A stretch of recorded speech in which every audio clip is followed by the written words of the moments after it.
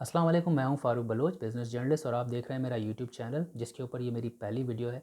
इससे पहले मैं समा मनी का एडिटर था, तो जो लोग उस हवाले से जानते हैं उनको तो तारुफ़ की ज़रूरत नहीं है, लेकिन जो पहली मर्तबा देख रहे हैं उन्हें मुख्तसर सा अपने बारे में बता देता हूँ कि समा मनी के ऊपर मैं बेसिकली रिपोर्टिंग कर रहा था, वीडियोज़ कर रहा था, पर्सनल फाइनेंस जिसमें आप कह लें ऑटोमोबाइल्स हो गए, स्टॉक मार्केट में इन्वेस्टमेंट हो गई, प्राइस बॉन्ड्स हो गए, क्रिप्टो करेंसीज़ हो गई, फाइनेंशियल फ्रॉड्स हो गए, इनके हवाले से रिपोर्ट्स कर रहा था। साथ साथ इकनॉमिक पॉलिसी भी कवर कर रहा था, जिसमें आप मॉनेटरी पॉलिसी कह लें, बजट के एक्सप्लेनर्स कह लें, फिस्कल पॉलिसी, टैक्सेशन को लेके जो इश्यूज़ हैं उनकी बात कर लें, तो काफ़ी एक्सप्लेनर्स किए हुए हैं। और तकरीबन 200 से ज़्यादा वीडियोस हमारी टीम ने वहाँ पे प्रोड्यूस की हैं। सारी मैंने नहीं की, लेकिन अच्छी खासी मैंने भी की हैं वहाँ पे।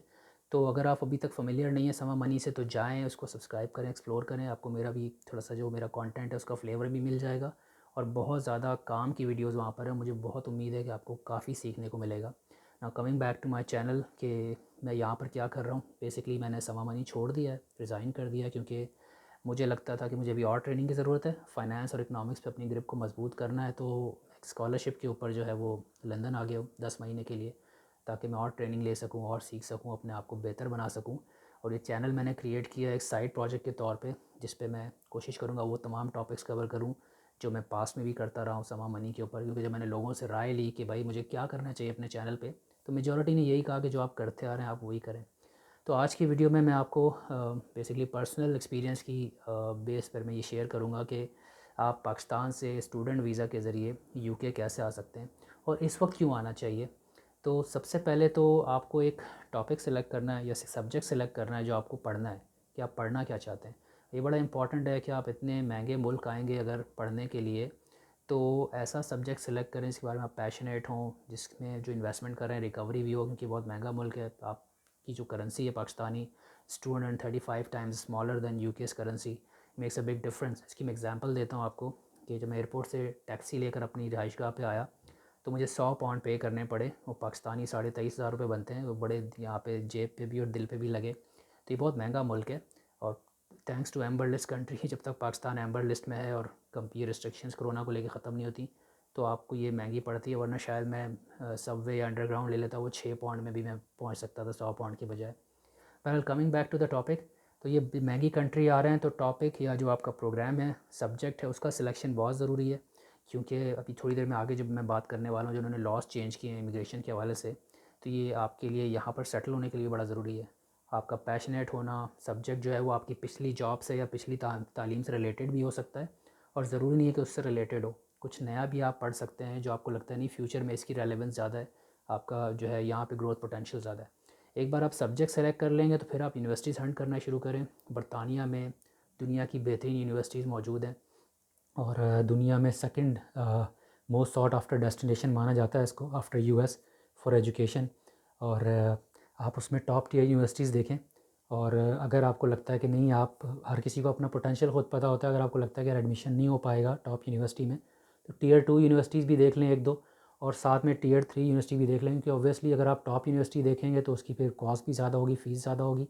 तो टियर 2 और टियर 3 भी देख लें, इसमें एडमिशन के चांसेस भी ज़्यादा होंगे, थोड़ी चीपर भी होगी। तो जब आप अपना सब्जेक्ट सेलेक्ट कर लें और एक डिग्री यूनिवर्सिटी आपको समझ में आ जाए, तो फिर उसमें प्रोग्राम्स देखें। और बैचलर्स के लिए या मास्टर्स के लिए आप आना चाह रहे हैं, मैं मास्टर्स के लिए आया हूँ, तो जो भी आपने प्रोग्राम देखना है वो आप सेलेक्ट कर लें कि ये मुझे सूट करता है। जब आपने ये दो काम कर लिया, तो फिर आप एडमिशन के लिए अप्लाई करें। ऑब्वियसली उसका जो प्रोसेस है वो यूनिवर्सिटी की वेबसाइट पे डिटेल में दिया हुआ होगा। तो आप जब एडमिशन के लिए अपनी चीज़ें उनको भेजेंगे, और इस पे मैं फ्यूचर में शायद और वीडियोस भी कर दूँ। आज की वीडियो मैं चाह रहा हूँ मुख्तसर रहे, तो इसलिए मैं तफसील में नहीं जा रहा। तो जब आपको एडमिशन ऑफ़र आ जाती है, तो उसके बाद 3 चीज़ें बड़ी ज़रूरी हैं कि इन्होंने बेसिकली, अगर अर्ली 2000 में आपको याद हो, तो इन्होंने पॉलिसी ये रखी हुई थी कि जो भी पढ़ने आता था उसके बाद वो पढ़ाई कंप्लीट करके 2 साल का वर्क परमिट लेता था, फिर स्पॉन्सर ढूंढता था और इवेंचुअली परमानेंट रेजिडेंस के लिए अप्लाई करता था और यहाँ सेटल हो जाता था। तो वो फिर इन्होंने शायद 2012 में ख़त्म कर दी, और उन्होंने कहा कि बड़ी जनरस पॉलिसी है, और वो उन्होंने चेंज कर दिया। और फिर 4 महीने का टाइम मिलता है स्टूडेंट्स को स्पॉन्सर ढूंढने के लिए। तो उसकी वजह से 2012 ऑनवर्ड्स 2019 तक जब पॉलिसी दोबारा रिवर्स की है, इस दौरान बड़ा जो है यूनिवर्सिटीज़ ने यहाँ पे सफ़र किया, स्टूडेंट्स ने आना कम कर दिया। उनके स्टूडेंट्स का आने का मेन मकसद यहाँ पर ज़्यादातर यही होता है कि वो यहाँ पर आएँ, पढ़ें और सेटल हो जाएँ, ज़्यादातर इसी वजह से आते हैं।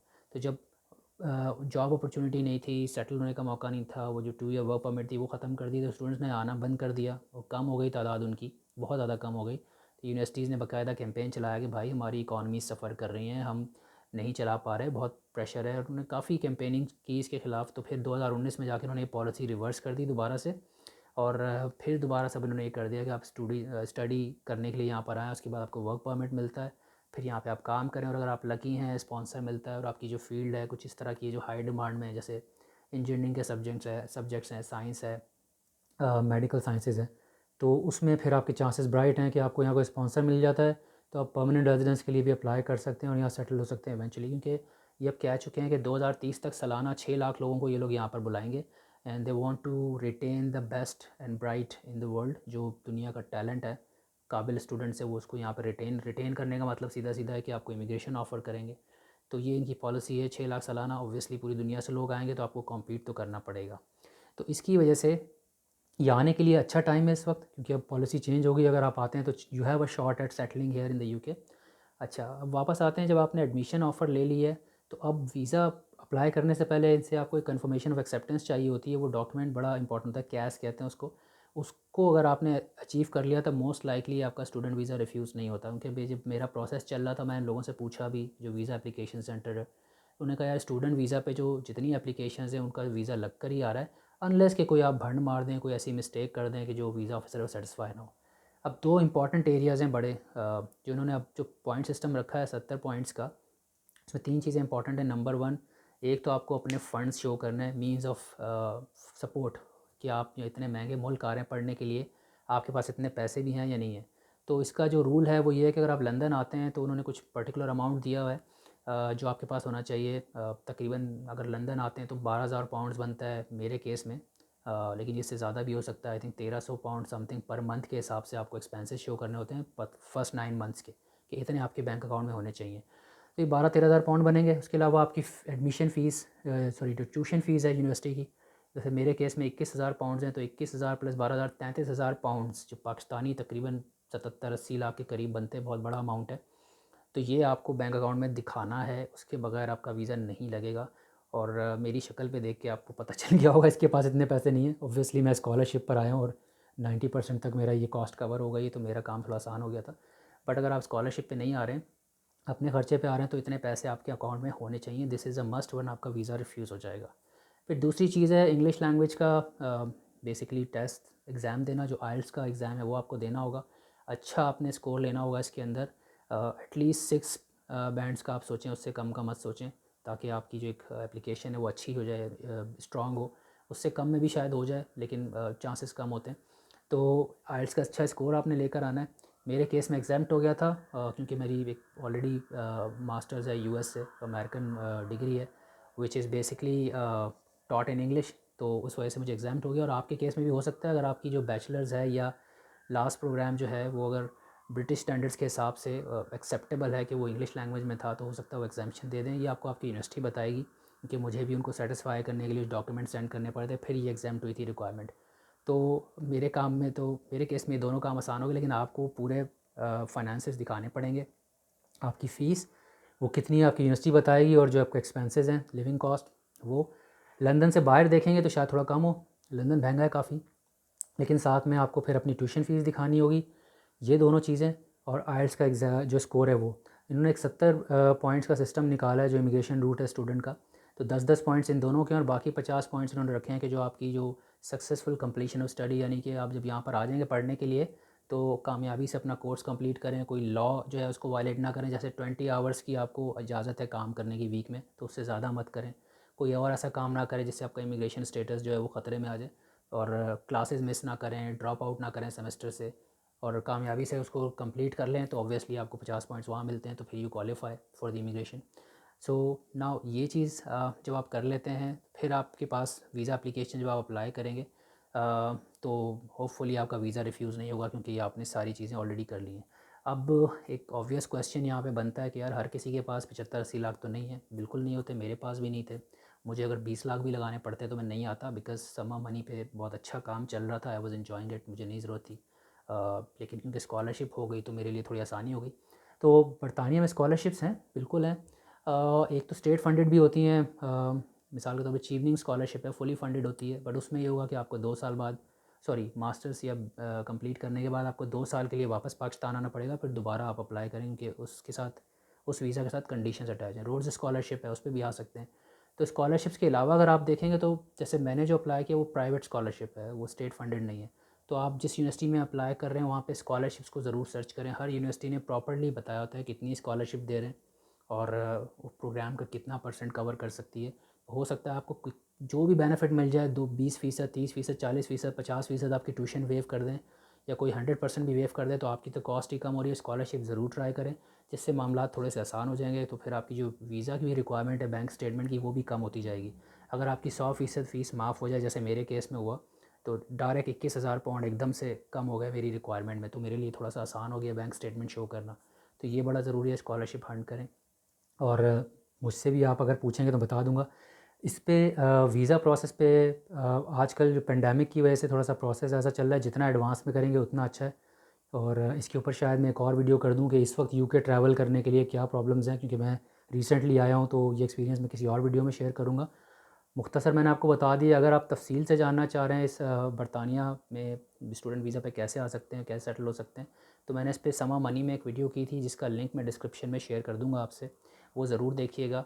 और इनफैक्ट सिर्फ ये वाली नहीं, बहुत सारी मैंने अचीवनिंग स्कॉलरशिप पे, फुल ब्राइट स्कॉलरशिप पे, कैनेडियन इमिग्रेशन के ऊपर, जर्मनी में कैसे स्टूडेंट वीज़ा पे जाके सेटल हो सकते हैं, इन पे काफ़ी वीडियोस की हैं। क्योंकि इमिग्रेशन और scholarships was one of the topics जो मैं समा मनी पे कवर कर रहा था।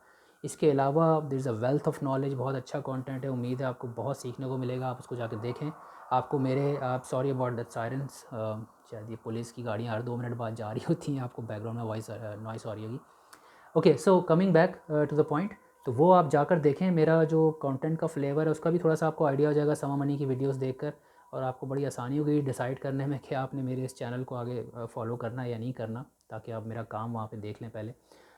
इस वीडियो के हवाले से मैं यही कहूँगा कि अगर आपको लगता है कि मैंने आपका टाइम ज़ाया किया है, आपको कोई काम की बात नहीं बताई है, तो आप यहाँ पे कहीं डिसलाइक का बटन होगा, उसको दबा सकते हैं और आगे भी भेजने की ज़रूरत नहीं है। ये इसलिए कह रहा हूँ कि इंसान का वक्त बड़ा कीमती होता है, और कोई भी कंटेंट क्रिएटर, मैं हूँ कोई भी हो, अगर वो आपको कोई काम की चीज़ नहीं बता रहा, आपको एंटरटेन नहीं कर रहा, या आपकी नॉलेज में इजाफा नहीं कर रहा, कोई वैल्यू एडिशन नहीं कर रहा आपकी लाइफ में, तो आपको उसको फॉलो करने की ज़रूरत नहीं है। यही मैं अपने चैनल के बारे में भी कहूँगा। कोशिश करूँगा, जो बहुत सारे टॉपिक्स समा मनी पे मुझे लोगों ने बोले हुए थे मैं नहीं कर पाया। एक माशाल्लाह 5 लाख फॉलोअर्स की आर्मी थी, तो बहुत ज़्यादा रिक्वेस्ट आ गई थी, मैं नहीं कर पाया। और मेरा जो प्रोसेस चल रहा था आखिरी दिनों में, मैं बहुत काफ़ी स्ट्रेस था, तो मैं फ़ोकस भी नहीं था। तो अब कोशिश करूँगा कि जो टॉपिक्स मैं यहाँ लंदन से बैठ के कर सकता हूँ, इसलिए जिसमें ऑनलाइन रिसर्च की बेस पे या आप लोगों से फ़ोन पर बात करके हो जाएंगे, वो मैं इस चैनल पे कवर करने की कोशिश करूँगा। और साथ साथ कुछ जो मैं टॉपिक्स करता रहा हूँ उसमें अपनी प्लेलिस्ट में एडिशंस करूँगा। फॉर एग्ज़ाम्पल, अगर डिमांड आती है, लोग कहते हैं कि यार लंदन के जो पाकिस्तानी कम्युनिटी है उसके हवाले से वीडियोस करें, यहाँ की जो स्टॉक मार्केट्स हैं उसके हवाले से वीडियोस करें। अभी लंदन की इकॉनमी और स्टॉक मार्केट के बारे में मुझे बहुत ज़्यादा नहीं पता, लेकिन ऑब्वियसली मैं यहाँ यहीं पढ़ने आया हूँ, तो मुझे जैसे जैसे पता चलता रहेगा कोशिश करूँगा यहाँ इसके हवाले से भी मैं आपसे इंसाइट्स शेयर करूँ कि यहाँ पे कैसे इन्वेस्टमेंट कर सकते हैं, रिटर्न्स कितना है, क्या अपॉर्चुनिटीज़ हैं यहाँ पर। तो टिल वी मीट अगेन, अपना बहुत ख्याल रखिएगा। अल्लाह हाफ़िज़।